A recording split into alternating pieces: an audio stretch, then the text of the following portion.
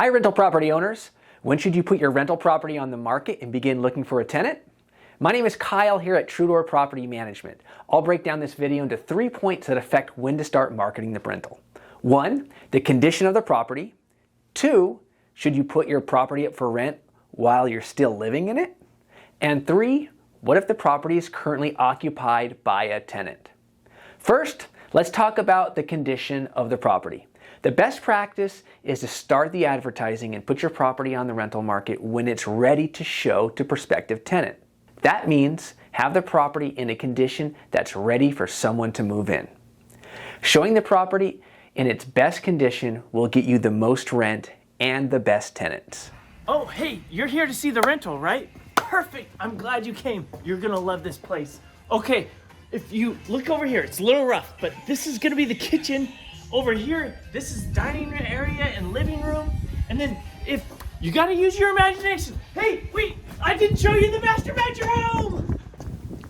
If you're in the middle of doing some work on the rental, I recommend that you only show a property to prospective tenants when the work is complete. It should be in the same condition that the tenant will move into. For example, if you plan to paint the interior and change the carpets, don't show the property until you've completed that work. Why? Because prospective tenants often misunderstand what the finished product will look like. Unfortunately, there can be serious misunderstandings about what work a property will get. If you say, "We are painting it white," the tenant signs a lease, moves in, and then later complains that you painted the walls off-white. They might even be upset that you didn't paint the cabinets. Now, you never planned to paint the cabinets, but tenants could be thinking that's what you meant. Now, I'm not saying that the tenants are dumb, it's just human nature and misunderstandings do occur often. Why is this important? Because the tenant's experience at move-in sets the tone for the entire relationship. Starting the relationship with a misunderstanding can cause problems in the future that can lead to poor care of the rental and early move-outs. Now, some people like the idea of putting up an ad to generate interest, but not make the property available for showings. In our experience, if you advertise it prior to giving prospective tenants access to a viewing, they will just move on to another property.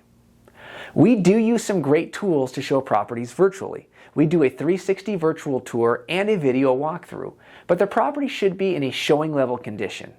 From time to time, we will lease a property to someone that has not seen the property in person, but most prospective tenants will see the 360 tour and the video walkthrough, then schedule a time to come see it in person. Number 2, can I advertise and show the property while I'm living there? Yes, you can live in the property while we advertise and show it. Please be aware that it can be an inconvenience to you. Prospective tenants often want to see a rental on short notice, and we do try to accommodate their schedule. The property should always be clean and ready for showings. Of course, we will plan around your schedule for showings, but more availability will result in a faster leasing time. It's very important that you have a solid move-out day. We need to be clear with prospective tenants when they can move in. When we sign a lease agreement with the tenant, you will have to honor the start date and make sure you have moved out of the property and the property is ready for the tenant to move in.